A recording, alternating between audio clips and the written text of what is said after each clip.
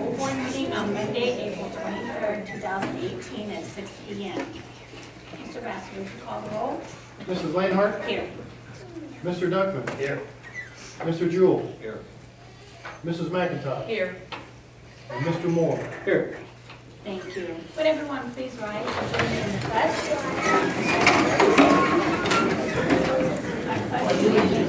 To the flag of the United States of America and to the republic for which it stands, one nation, under God, indivisible, with liberty and justice for all.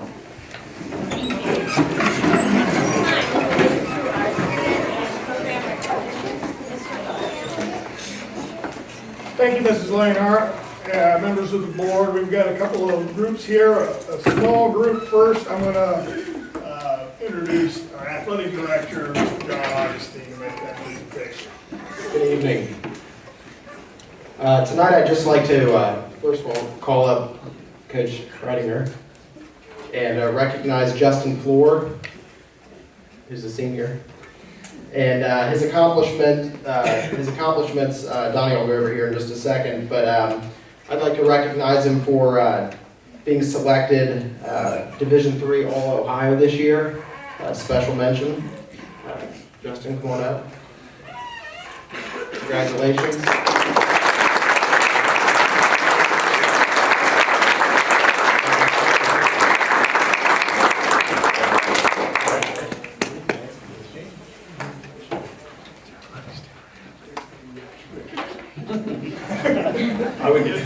I would just like to say it's been an honor to be Justin's coach for the past 3 years. What a great basketball player that we've had here at Carlile. In addition to Justin receiving special mention All-Ohio, he was voted the Division III District 15 Player of the Year this year, along with being the Division III Underclassman of the Year last year. He's been the SWBL Buckeye Player of the Year 2 years in a row now. He was also voted to the first team All Southwest Ohio. Justin scored 1,060 points in his career at Carlile, and that's in 3 years. He did not play varsity his freshman year. And he set school records for career blocks, season blocks, and blocks in a game. So, you didn't want to go inside against Justin. And just Friday, Justin was honored with being able to play in the North-South game. And we went up and watched him in Columbus. And as the research that I've been able to conduct, I found he's only the second player in Carlisle history to play in the North-South All-Star game, with the other player being Eddie Crow. So you're in great company there, Justin. So I would just like to congratulate Justin on a great career at Carlisle, and I wish him nothing but the best moving forward.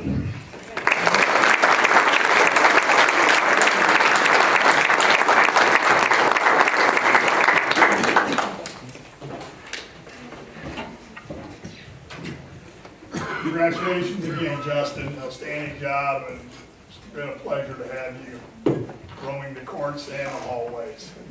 Great influence on all of our kids.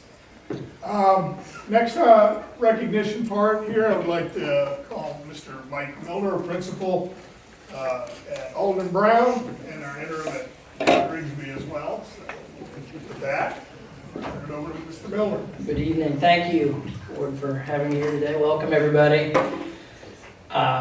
I'm being asked tonight to recognize some students at Alden Brown Elementary, and I've done this the last several years. We don't have, with the younger kids, a lot of student groups and clubs and so forth, and what I found is it tends to be a good way to recognize the boys and girls, and then also the adults who are responsible for helping get them up in the morning and get them ready for school, and bring them here to recognize the boys and girls who've had exemplary attendance this year. As you can see, Board, we have a number of students here today. All the boys and girls that you're going to hear about here tonight have no more than one absence and one tardy this year. So I'm going to make those announcements and bring them up. And I'm going to save, I've got a group of 7 that were invited that have perfect attendance with not a blemish on their attendance record this year. So I'll call the boys and girls down one by one. If we'll hold our applause at the very end, we'll give them a big round of applause at the end. I'll give you a certificate boys and girls, and then you're gonna, Mr. Hook, I'm sure will help us get you lined up over here. He's looking forward to that, I think. So here we go. So these are, this is for all the time. We know what kind of winter we had this year, a long one, maybe it's still going out there, I'm not sure. So I know there had to be a couple days this year where the boys and girls didn't want to get up and get moving, but this is really an award and a recognition to you, boys and girls, and to moms, dads, grandmas, and grandpas for getting them here. So let's start here with Brooklyn Broughton. Brooklyn, come on down, please. Here comes Brooklyn, come on. And after Brooklyn, I want Luke Cobb. Take this. There you go. Walk right over there with him. He's gonna get you set up. Luke Cobb, is Luke here tonight? Cole Gordon. Cole. Here comes Cole. Very good. Hallie Harris can come on down. Oh, hello, Hallie. Cole, switch me up. I have one with there. That's yours, buddy. Hi, Hallie. I got it pretty cool. Here, Hallie. Good job.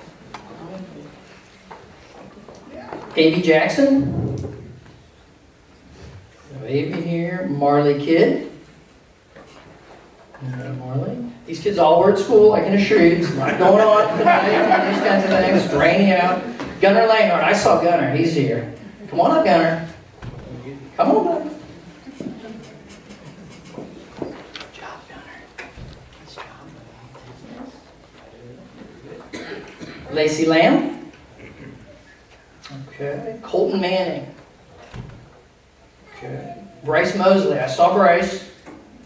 Back up here in the corner. Here he comes.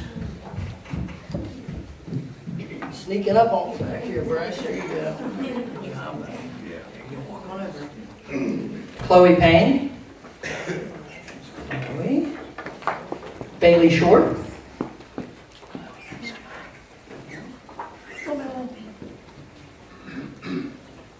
And Luke Thomas. Here comes Bailey. Here, Bailey. Give me this one. There you go. Come on up here. Everybody turn their Your plate turn. so it's facing that way. Eliana Cochran. There you go. Brianna Cole. Caitlin Gibbs.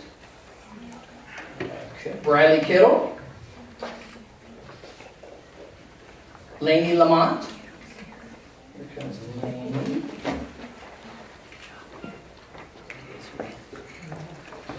Desi Zarecki. Is that Amy? I'm going to get back finders. Maybe go up and we'll find yours in just a minute. Okay, sweetie. Desi Zarecki. Leo Holt. Reagan Monk. I saw Reagan. Nice job, Reagan. You go. Yeah, you go right here. Grayson Riley Garland. I saw Grayson. He's here.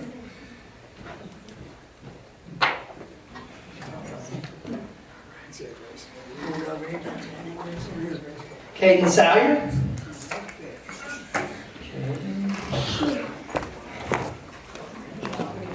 You're ready for something, buddy. I like it.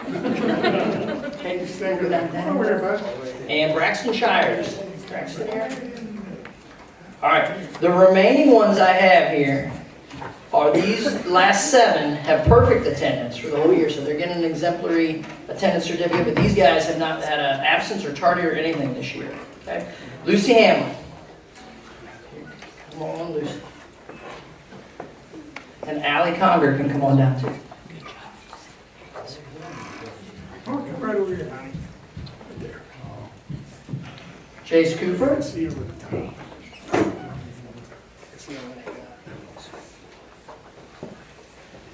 Cole Moore.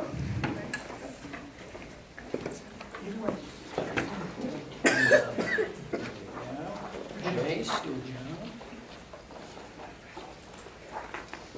Autumn Dean. There's my eye, Autumn.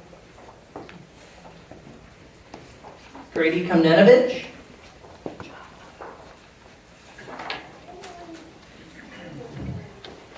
And Demario Mojica.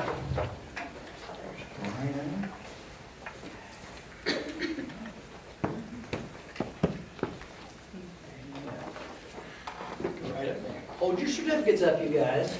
Let me find, I have one certificate I'm gonna find. While I'm doing that, if everybody could give them a nice round of applause, and then we'll let you guys.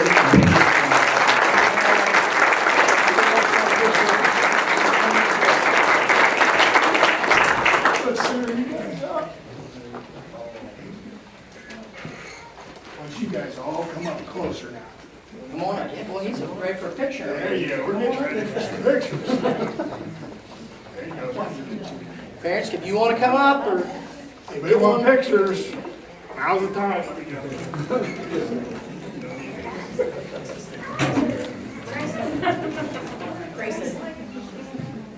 try to find your parents, boys and girls out there, so you're looking at them when they take your picture.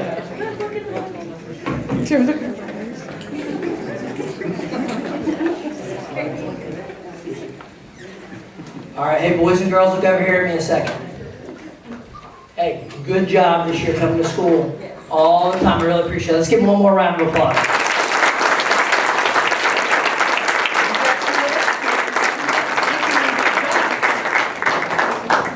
Thank you.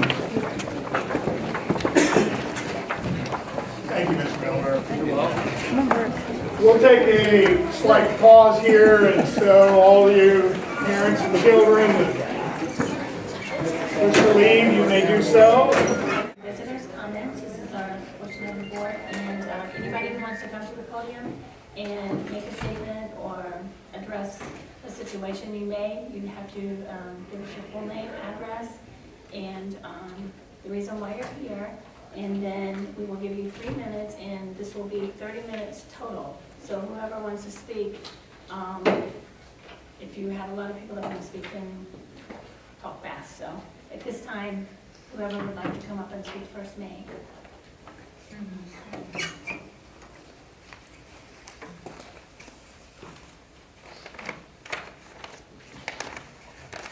Hello everyone, my name is Kyle Williford. I live right here on Jamaica Road with my mom. I'm here to support Brad Potter. I am a recent graduate from this high school. I graduated last year. I would like to share with you the experience that I had with him as principal. My class was the first class to have him all 4 years, his first 4 years. And within those years, I realized that Mr. Turner in the middle school told us that if we misbehave in high school, he's going to crack down on you. That's exactly what he did. He tackled drugs. We had a couple people who were dipping and smoking, and he got on it, just like that. He tackled the dress code, and I'm pretty sure he still does. And he made sure that the school was safe. And our last few years, since more recent school shootings, we've been doing drills, or we were doing drills, in the case of any kind of horrible, tragic event like that. He made sure that we would get that done. Mr. Potter was always there when someone needed help. He is the man that gets the job done. He would always show support for our sports teams.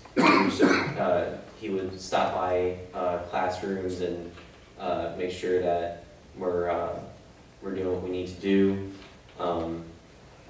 There was one time I was in my weight training class, and he stopped by, and I think it was our max day. Everyone's trying to bench as much as they can, and he encouraged all of us, and he gave us support. And for the kids that didn't get what they wanted, he said, "You're going to get it next time. Believe in yourself." So he's always positive. He's always supportive. So I just wanted to share a little bit about my experience with him, and I think he's the man for the job. So thank you. Thank you. Thanks.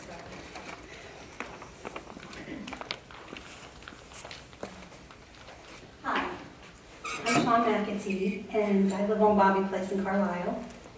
Early in March, I had heard a rumor that Mr. Potter was leaving, So I reached out to him to ask him myself, rather than spread the rumor, I'll go right to the source. So I called him and I asked him, I said, "Oh, I hear you're leaving. I was going to say goodbye." He said, "Well, I haven't made any decisions yet, but it looks like I'm going to have to." And I said, "I'm sorry to hear that." I said, what's going on? Did you get something better?" He said, "Well, I'm not sure the board's going to renew my contract." And I said, "Have they told you that?" "Not exactly." I said, "When's it due?" He said, "Next year." "The board has told you they're not going to renew your contract a year in advance?" He said, "Not exactly." I said, "Well, Mr. Potter, I'm really sorry to hear that." I said, "Because you really did a lot for my son. You turned him around in high school." I said, "So if it's okay with you, I'd like to write you a letter of recommendation, which I will email to every one of you later, okay?" So I want to talk a little bit about the history of Carlile. First of all, our high school principal, for anybody here that doesn't know, is Brad Potter. He leads our high school and has since 2013. There are 450 students and 40 to 50 staff members. The building was constructed in 1972, and up until 2009, we had two principals leading the high school. When times were simpler, when there was no social media, no threat of gun violence to be heard of, and no opioid crisis in Dayton, Ohio. We did not have test scores to meet, and our extracurricular activities were not as great as they are now. In 2009, we decided we needed to cut costs. We expect Mr. Potter to keep the drugs out of the school, keep the gun violence down, monitor social media, evaluate staff, and help to improve our report card with scoring with the state of Ohio. I'm exhausted already. We also expect him to attend as many extracurriculars as possible. We also expect him to discipline as necessary, and we expect him to do this perfectly. There have been rumors of hiring practices, interviewing practices by our Board of Education and Superintendent. There are rumors our principal will be leaving. Rumors our board does not plan to renew his contract for the year of 2019. I reached out to Mr. Potter, and questioned this. The week before March 23rd, there was a rumor that a student was posting pictures of Nicholas Cruz, the young man who shot up the school at Stoneman Douglas in Parkland, Florida. I kept asking my daughter, "Is Mr. Potter aware of this?" I was told he was checking into it.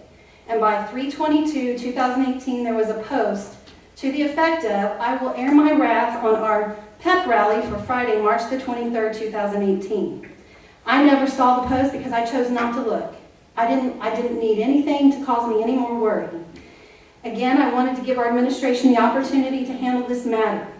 At 9:22 a.m. Friday, I got the overwhelming feeling while taking Zumba that I needed to check my text, my phone. I received a text from my daughter that half of the building had left the high school. I continued some texting with Olivia, my daughter. By 10:30 a.m., I called the school and I spoke to Ashley Baker, the guidance secretary. She was calm. She advised Mr. Potter had isolated the student, and the police and Mr. Hook were on the way to the building. I asked her, should I get my daughter out of school? She advised me there was no credible threat. I texted my daughter. She responded that she was so scared she could not eat her lunch. I offered her to come home. It was several minutes later that she noticed the police was at school, so she thought things were going to be okay. 20 minutes later, I looked at social media, and there were posts of breaking news from News Center 7 about Carlile High School. There were no alerts from the district. The first alert I'd gotten was at 11:31 p.m., and our superintendent's robocall was at 12:05. It was too late because the news had already arrived at the school by 10:30. A parent had posted on social media that the district was not planning to make an announcement, and so the News Center 7 did. His robocall sounded angry. The students are saying Mr. Hook is mad at Mr. Potter, and I'd like to know why.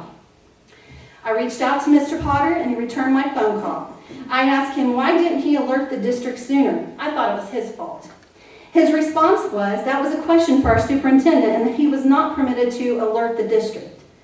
I asked him what happened. He told me the chief of police, Mr. Bruck, advised him to contact our superintendent to alert the district.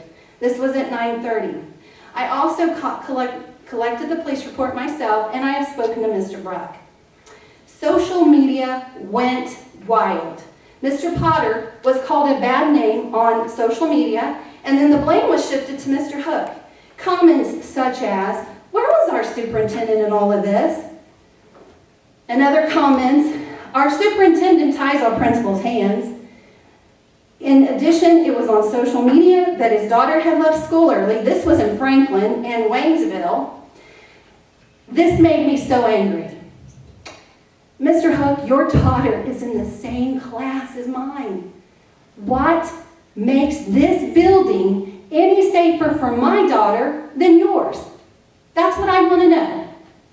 I'm not upset that school wasn't released early, but let me go on. After my daughter came home, I asked her, Olivia, did I do the right thing as a parent by letting you stay at school all day? I was nervous all day about my decision. She let me know, in the end, Mom, it was an ugly rumor, and that Mr. Potter handled the situation. I know I'm as relieved as everybody that this was a happy ending. However, I'm disappointed, and I'm going to tell you what I'm disappointed about. I asked Mr. Potter when he finally called me back, what time did Mr. Hook get to that building? Because I was told at 10:30 he was on his way down. He said, Mrs. McAtee, he said, let me look at the cameras. He looked at the cameras, it was 1:55. I cannot understand, with what we've seen in Florida, we cannot ignore any kind of threat like this. And I don't believe we did. I believe Mr. Potter did the best that he could. But what I'm upset about is why Mr. Hook did not get down here. Mr. Hook, if you would have gotten down here early that morning, alerted the public, I don't believe the news would have shown up. I also feel if you would have walked arm in arm with Mr. Potter, showing these students, showing these employees, and showing this district everything's okay. I don't believe as many kids would have gone home. I would have thought you were the greatest thing ever. I would have thought, they got it under control. They're working together, they've got it under control. I'm questioning, did personal feelings get in the way? Was it our PR? Maybe you're busy. I know you're busy. You have to be. You're building schools. You have to be busy. But this was, I asked Mr. Bruck, did you ever talk to Mr. Hook? Mrs. McAtee, I have talked to Mr. Hook. I said, did you talk to Mr. Hook on March the 23rd? No, ma'am, I didn't. I said, sir, why is that? He said, that's a question for your superintendent and your school board. It would have been nice for you to have been down here, easing the mind of these students, these employees, this district, that everything was okay, because we as parents are on the outside. We don't know what's going on. We're only getting texts from our child. So here's my proposal. Every time there's a problem, you should come up with a solution. A year ago, every single one of you communicated to this public, to this community, that we need to do something different. We need to do something we've never done before. We need change. We need new schools. This community passed the levy, and we're getting new schools. I supported it. But I'm asking all of you to try something new. Now, Mr. Hook, there's people in this town, I don't think you understand how upset we are. There's people that want you out of here. I'm not necessarily agreeing with that, because everybody makes mistakes. But here's my proposal. I think you need to take Brad Potter's contract and tear it up, throw it out, redo it, put an amendment in it. Corporate America does this stuff all the time. If Mr. Potter could have made the alert to the public, it would have saved us embarrassment from the new Center 7. It would have eased the minds of a lot of people. It would have made our district look strong. So you take his contract and you give it an amendment. You give him a contract for 2 years as principal / interim, INTERIM, superintendent. What that will do, he's not superintendent, he's still principal, but it gives him superintendent privileges. I know that he has his license. You give him superintendent privileges that if Mr. Bruck thinks it's best for him to notify the district, he doesn't have to go through Mr. Hook. And then you make that 2-year contract and you offer him superintendent in 2 years. I know your contract, the last day is July 31st, 2020. Here's why I suggest this. We're making the transition from old schools to new schools. You bring somebody brand new in here, they're going to have to take 1.5 years to learn the ropes, figure out who's who and what's what. He's done a good job of keeping these drugs out of the school. He does, you know, he's very good at disciplining, and he's disciplined my own child. I never went to Mr. Hook. I never went to the board. I dealt with it. You know what I told my son? Suck it up, Sally. You know what? You messed up. Now you did the crime. You do the time. That's how I felt about it, and it turned him around. Mr. Potter has a lot to deal with. I know his challenges. I've heard all those rumors about his one calls, how they sound. You know what I thought when I would get those one calls? Man, what kind of a day has he had? What kind of a week has he had? My mind didn't go to the worst possible thing. I know you've all heard it. We've all heard it. But I feel like we're not doing him right. I feel like we're not doing our district right. Mr. Hook, you cannot lead on personal feelings. If you don't like Mr. Potter, you don't like Mr. Potter, but the kids know it, the employees know it, the community knows it. Figure it out. Figure it out, work together, because how in the world can you get our scores up? How can you keep our kids safe if there's tension in leadership? I feel bad about it, and here's the thing. We know what's happening in 2 weeks. Up until March 23rd, I plan to support it. But under current status, I want to see improvement. Not just improvement, I want to see change. I want to see us do something we've never done. We don't promote from within here to superintendent. How is it in 40-some years we've never done that? I mean, here's one of the statistics that are out there right now. There are 35% decrease in teachers. Do we think that we're not going to hire, we think that it's not going to affect principals? Who's going to want that job?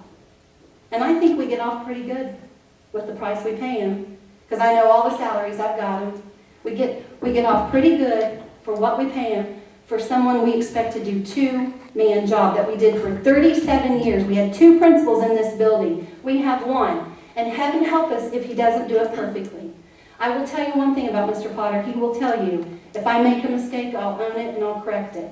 What else can we expect from someone? So I hope you will reconsider that. Here's what else I recommend to all of you, the 5 of you. You take some time, you call Mr. Potter in, and you allow Mr. Potter to give you feedback on what he's dealt with here for 5 years. Then if you need to make a decision on getting rid of his contract or whatever it is, maybe you can make that decision. But you should do it with an open door policy that he's allowed to speak freely without having to worry about his job and being blackballed. Thank you. Thank you. Does anyone else want to come and speak? We have probably just a few minutes left, so.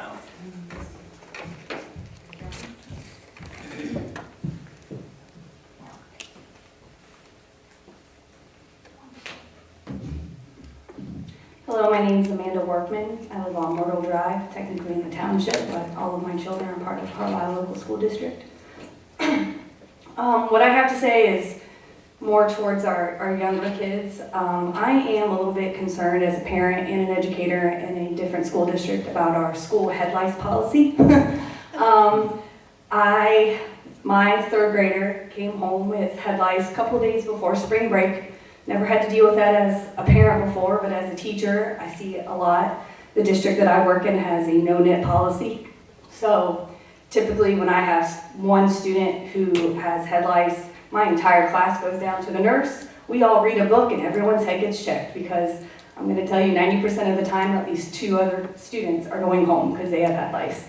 So we spent our rainy spring break week combing through hair for 2 hours a night, washing and drying and bagging up things and treating it naturally, chemically, however we can do it, because I don't want any of my other kids to get it. I don't want to get it. It's just not fun stuff. So she was lice-free, came back to school. I also, the day that I did discover it, I took that day off of work and I called the school and I spoke to the school nurse. I wanted to know, when can she come back? As a district that I work for who has a no-knit policy, you cannot come back until the nurse has checked your head and made sure that there are no nits, no live bugs on your head. She said, we don't really have a lice policy here at Carlile. As long as, this is what she said, as long as there are no 4 or 5 large ones crawling around, they're fine to stay at school.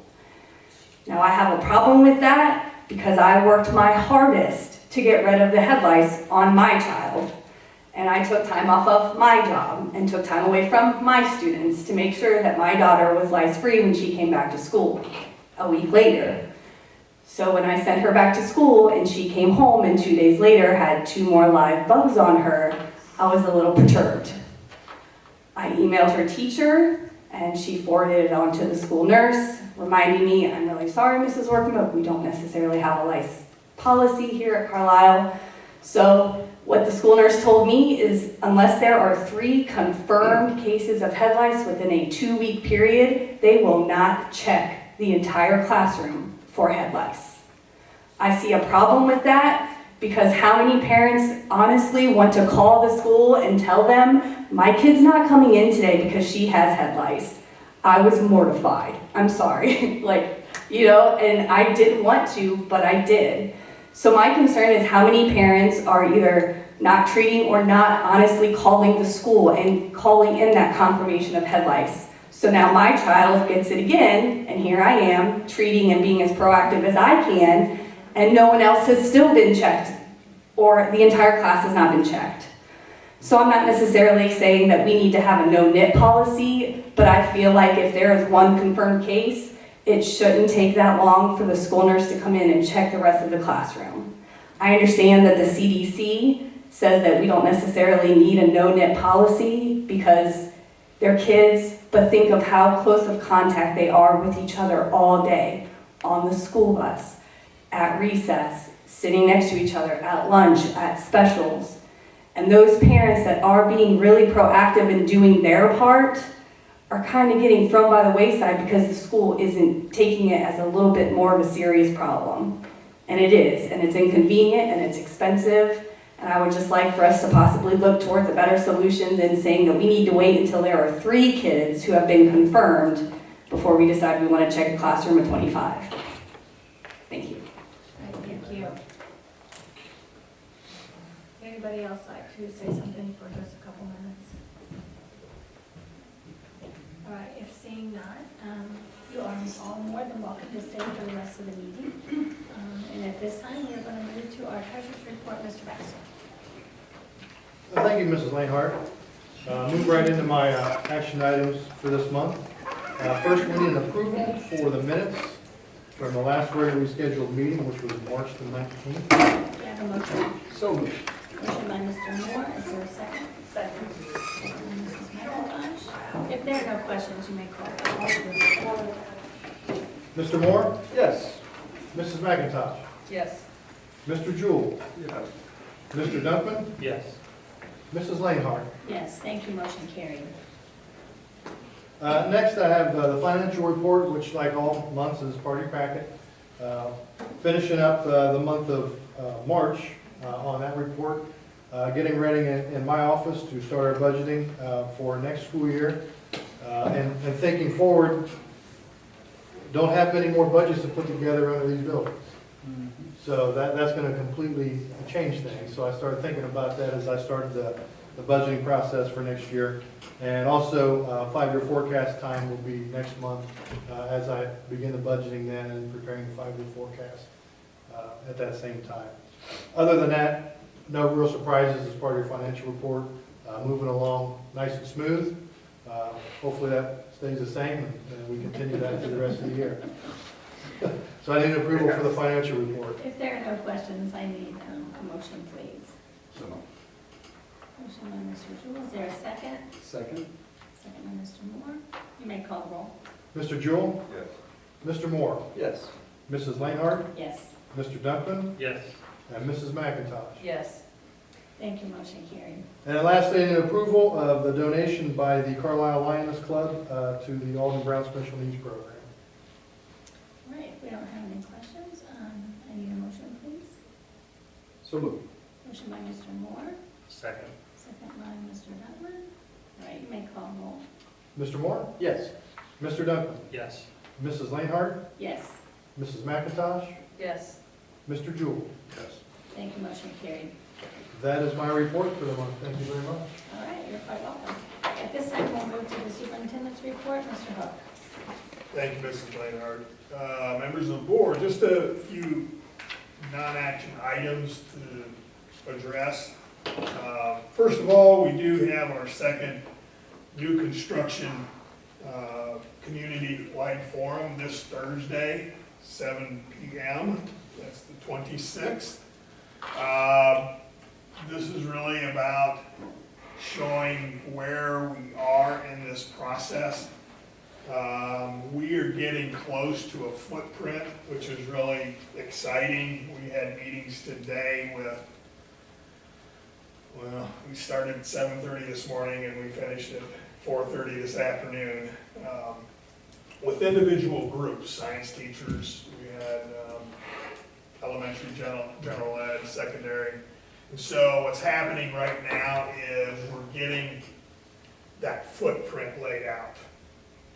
Okay, what are we missing? What are we not missing? And again, I want to remind everybody, the process in any building project for a school is a year in development and 2 years of construction. That's kind of the rule of thumb. So we're right on schedule right now. We are moving tremendously at really a warp speed, and Bill's been in on our core meetings, and we've talked about HVAC and everything you ever wanted to know about. I mean, they get into the weeds, man, I tell you. But it's good because it's stuff that you've got to know, and they have to have initially to design the footprint of the building, knowing that we want to separate traffic, knowing we want to separate elementary from secondary. All of those pieces have just been ongoing, and it's really exciting. I think teachers and kind of left this meeting. We got a whole nother day of meetings again on Thursday. We still got Wednesday's meetings. Yeah. All of this information is this whole architectural team synthesizes and put actually into some footprint. So are we close? Yes. You're going to see a general footprint. I think Sam was in there. It's pretty exciting to see it actually, this is how it's going to start to look. Now, I'm not talking about the architectural detail from the outside. That gets into design development. Schematic design gets us into where the square footage is being allowed for the rooms, for the performing arts center, for science rooms, for special ed rooms, for multi-handicap rooms, for whatever, all those pieces. That is due the first part of May, and they are getting close to being done with that. So when that happens, then it's kind of like, this is where it's going to be sitting. This is what it's kind of, the footprint is looking like. So Thursday will be a fun meeting, I think, for people to see it, because there was a footprint a few weeks ago, but it's different now. So it's kind of hard to, now it's starting to get real. So now things are starting to come together. It's starting to really roll. That, the old saying, how that little snowball at the top of the hill, it's really gathering some speed now and starting to really look like something. So that is getting pretty close. They've been out, they've taken soil samples. I think I've mentioned that to you before. They've done that. They've been down underground, looking through storm shelters and whatever else is in there. It comes out at Dry Run Creek, which who knows. I said, well, better you guys going in there than me. I'm not. So they've said there are people that do that. So, so they've been putting all that together. And so Thursday, like I said, come out if you can. Thursday, this Thursday, the 26th, 7 p.m. right out here in the Commons area. Okay. Again, meet our architectural team, and they'll kind of go over more of it. So that's kind of where we're at in that whole process. So it's rolling quickly.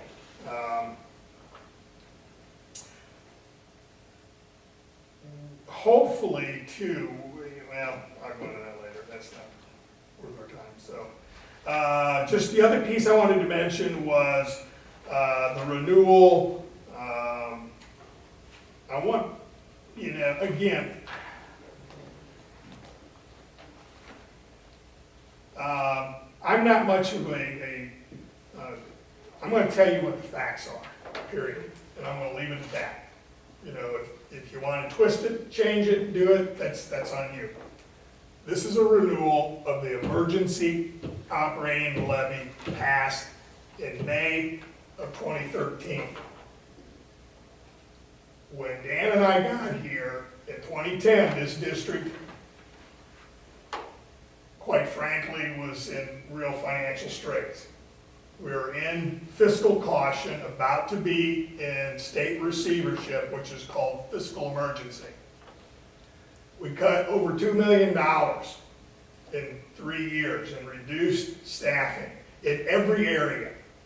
Administrative, I know, we got only 2 principals. I'm aware of that. We also lost an assistant superintendent, we lost curriculum support. There was a lot of things that we had to cut, as you're aware of, but it's also about keeping the doors open and not letting the state take over like they are in Youngstown or in Cleveland. We made those tough decisions, okay, and we didn't have to release anybody. We absorbed it through attrition.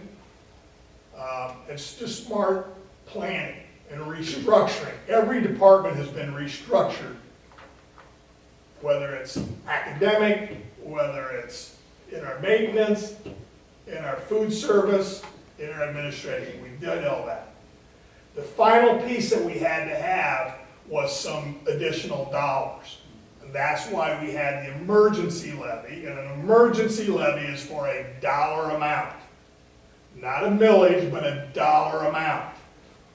We needed, and the least that we could get by that could pull us out of fiscal caution was just shy of $1 million a year, which we did, and to be specific, it's $993,000, 222, actually.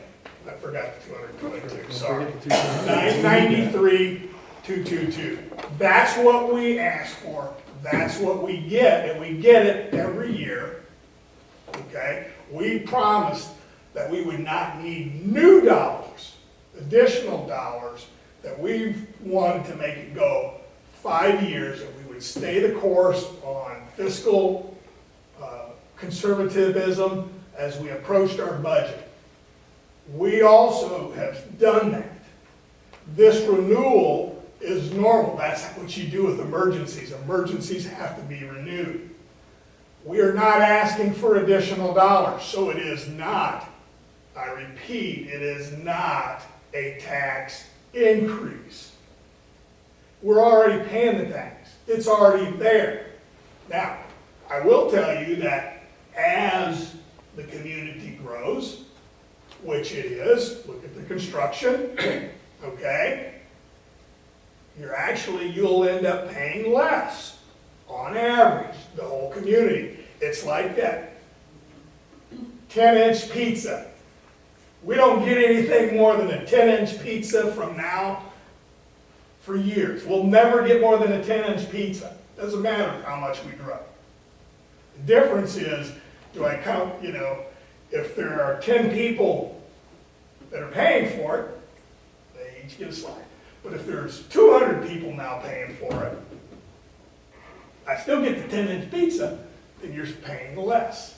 And that's really how it works. The millage thing is for the local taxing authority to understand what it is. When you read that on the ballot, it's so hard to understand. I get that. And no matter what we do to try to help people understand it, it's very confusing. It's an auditor's language, which if you've talked to an auditor, it's a little crazy sometimes. But all I can tell you is that that's all this is a renewal. And we'll get $993,222. That's all it is. And it's not additional money that we're asking. And we believe, unless something crazy is in Columbus, who knows, I mean, I don't know. But based on what we're seeing right now with the economy and where it's going, we believe we're going to go another 5 years. That's 10 years. and we'll reevaluate as we get towards the end of that time frame.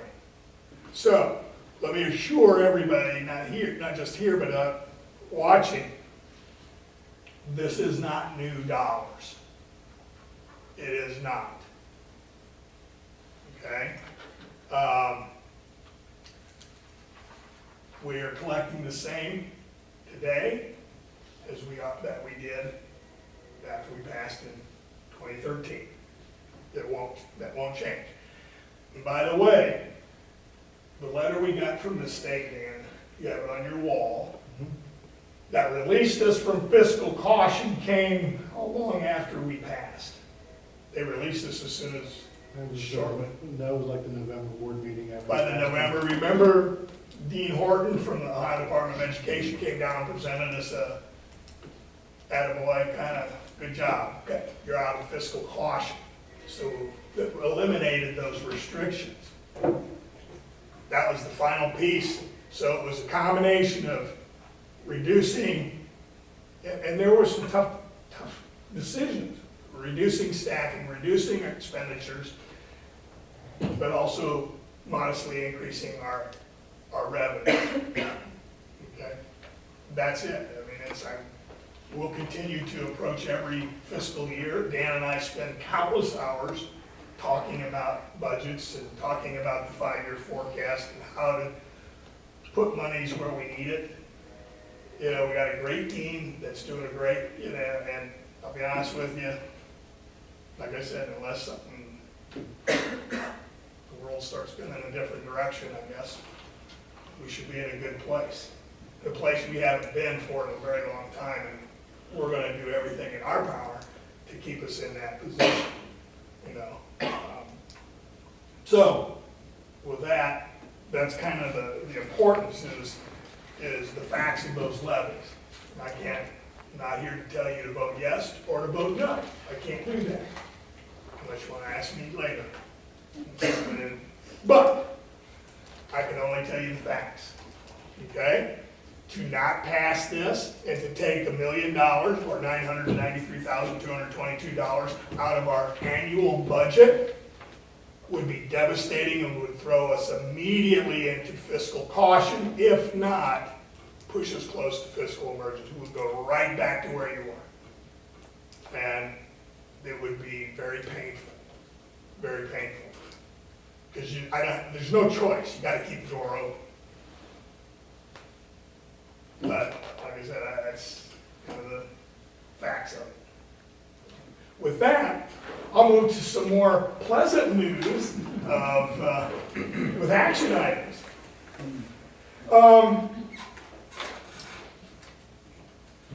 Okay, moving into the general business, need approval for both those items. Item A is the second reading of policies with the one that was corrected from last time, Mr. Dunkman, I believe. Also, the spring trip, Cedar Point, this is a senior trip, no cost to the district. That is being raised either through fundraising or they pay it themselves. So no cost to the district, but need approval for A and B. All right, is there any questions? If not. I do have one, I'm Okay, sorry. it's Yeah. okay. On the Cedar Point trip, Yes. it mentioned that the transportation was school bus. Is Yeah. that absorbed into their costs, then They couldn't afford paid back to the, Yep. okay. Yep. That's all I A have. little bit cheaper than Than a a Great. not as comfortable, like that. not as comfortable certainly, but Yeah. yeah. Excellent, thank you. You're welcome. Is there any more questions? If not, I need a motion. So moved. Motion by Mrs. McIntosh, is there a second? Second. Second by Mr. Moore. All right, you may call the roll. Mrs. McIntosh? Yes. Mr. Moore? Yes. Mr. Jewell? Yes. Mr. Dunkman? Yes. And Mrs. Leonhardt? Yes, thank you, motion carried. Item C, in your packet is the resolution opposing House Bill 512. Virtually everybody in Warren County will have passed it this month. This is our opposition to the bill that eliminates the Ohio Department of Education and, well, it doesn't eliminate it. It puts it under the governor and combines it with higher education, okay? And there's another one in there, but at the end of the day, understand what that really does. No longer does ODE or can they act necessarily in the best interest of schools, public schools in Ohio. Rather, it answers directly to the governor, which may or may not be good at the particular point in time. You know, this is the change in the law. Most, like I said, Warren County is pretty conservative by and large, and I think everybody has already passed a resolution. I'm not sure about Springboro yet. He was asking the other day. I said, yeah, ours is on anyway. We'll see, but I like local control, and we lose that capacity. And so that's why we need the resolution that goes along with the other hundreds of other resolutions that other boards, and they're asking for more. It's probably going to get tanked if we keep pressing. So anyway, need approval for that. All right, do we have any questions? If not, I'll need a motion. So moved. Motion by Mr. Moore. Second. Second by Mr. Dunkman. All right, you may call the roll. Mr. Moore, Yes. Mr. Dunkman, Yes. Mrs. Lainhart, Yes. Mr. Jewell, Yes. and Mrs. McIntosh. Yes. Thank you, motion carried. Item 2A, I need approval to accept the retirement resignation, and I am going to mention Vicki as our speech and language pathologist at the end of this school year. I think Vicki's probably pressing close to 40 years in the education business and just keeps rolling. And those are some big shoes. Little lady, but big shoes to fill. And really appreciate everything that she has done, and I wish her the very best in her retirement for the second time. If we say no to this, does that mean she has She to has to stay? stay. She'll just walk away. She's just gonna say, see ya. She only gets 1-year contract. Retire. Yeah. She's a good lady, good lady. So I need approval for that. Is there any more questions? All right, if not, I need a motion. So moved. Motion by Mr. Jewell, is there a second? Second. Second by Mrs. McIntosh. You may call the roll. Mr. Jewell, Yes. Mrs. McIntosh, Yes. Mrs. Lainhart, Yes. Mr. Dunkman, Reluctantly, yes. Mr. Moore. Yes. I'm Thank sure how to you. write that. So no, Motion no. carried. Under certified employment, do want to, we did find a replacement in speech and language pathologist, and young lady out of Trenton, went to Miami University, and will be her replacement, as well as Brandy Osborne, moving from preschool halftime to our full-time second grader vacancy. So I need those rules. Is there any questions? I'll need a motion. So moved. Motion by Mr. Miller, Second. second by Mr. Jewell. All right, you may call the roll. Mr. Dunkman, Yes. Mr. Jewell, Yes. Mrs. McIntosh, Yes. Mr. Moore, Yes. Mrs. Lainhart. Yes, thank you, motion carried. Item number 4, under classified retirements, I need approval for Pat's retirement, at the end of the school year. Pat's been with us, I don't know how long, but She was my bus driver. she's probably, I was gonna say, she's probably not far behind Vicky, so, you know, God bless her, that's, you know, that's not an easy job, so, Oh, gosh, man, oh man, so, again, congratulations to her, and we need a motion to. All right. If we don't have any questions, I'll need a motion then. So moved. Motion by Mrs. McIntosh. I'll make the second, and you may call the roll. Mrs. McIntosh, Yes. Mrs. Lainhart, Yes. Mr. Dunkman, Yes. Mr. Moore, Yes. and Mr. Jewell. Yes. Thank you. Motion carried. Don't tell me she was your bus driver too. Okay, item number 5, under classified resignation, sorry.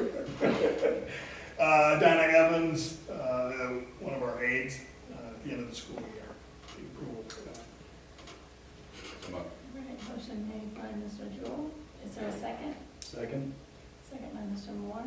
I just want to say, we're losing a lot of good people here. So, you may call the roll. Mr. Jewell, Yes. Mr. Moore, Yes. Mrs. Lainhart, Yes. Mr. Dunkman, Yes. Mrs. McIntosh. Yes. Thank you, motion carried. Item number 6, A and B, I need approval for the classified employment of those listed below. Do we have any questions? If not, you may, I need a motion. So moved. Motion by Mr. Moore, second by Mr. Jewell. All right, you may call the roll. Mr. Moore, Yes. Mr. Jewell, Yes. Mr. Dunkman, Yes. Mrs. McIntosh, Yes. Mrs. Lainhart. Yes, thank you, motion carried. Item number 7, under supplemental resignations, need approval for item A. Listed below. All right, there's no questions, we need a motion. Motion by Mr. Jewell, you make the second. You may call the roll. Mr. Jewell, Yes. Mrs. Lainhart, Yes, Mr. Moore, Yes. Mrs. McIntosh, Yes. and Mr. Dunkman. Yes. thank you, motion carried. It is a lot of form, wait till next one. Doesn't even know contracts. Anyway, moving right along, item 8, under supplemental employment, need approval for A through H as listed. All right, if there's no questions, I need a motion. I'll make the motion, is there a second? Mr. Jewell? All right, you may call the roll. Mrs. Lainhart, Yes, Mr. Jewell, Yes. Mrs. McIntosh, Yes. Mr. Dunkman, Yes. Mr. Moore. Yes. thank you, motion carried. And that concludes. That was a long. All right, at this time, Mr. Moore, do we have a legislative report? Just a couple of quick things to draw your attention to, a couple of House bills that were introduced earlier this month. House Bill 591, updating school report cards. Haven't really dug into it a whole lot yet, but they're just changing things up as they always tend to do. House Bill 611 regarding school payments. From what it looks like, it's just in the manner of how schools are going to be receiving different dollars from special ed students, outside of the district students, things of that nature that could affect the way that money comes in and goes out of the district. And then as Mr. Hook mentioned earlier, 512, just an update on that. That is in testimony right now. It's still in committee. Thankfully, they are still searching for more people to come up and give testimony. So they have still tabled the floor vote that was expected upon that until all testimony has been heard. So hopefully we can keep putting that one off until we get enough support to squash it. Thank you. The CTC met on April 10th, 2018 at 7 p.m. It was in regular session. Do we have any old business? New business? All right. At this time, the board will enter into executive session for personnel matters. And if I have a motion, So moved. motion by Mr. Dunkman. Is there a second? Second. Second by Mr. Jewell. All right. Mr. Baxter, make a Mr. Dunkman, Yes. Mr. Jewell, Yes. Mrs. McIntosh, Yes. Mr. Moore, Yes. Mrs. Lainhart. Yes, thank you, motion carried. And it is exactly 7:01, is that right? It is 7:02. Oh, 7:02, all right. There'll be no action to follow, correct? Yes, no action to follow.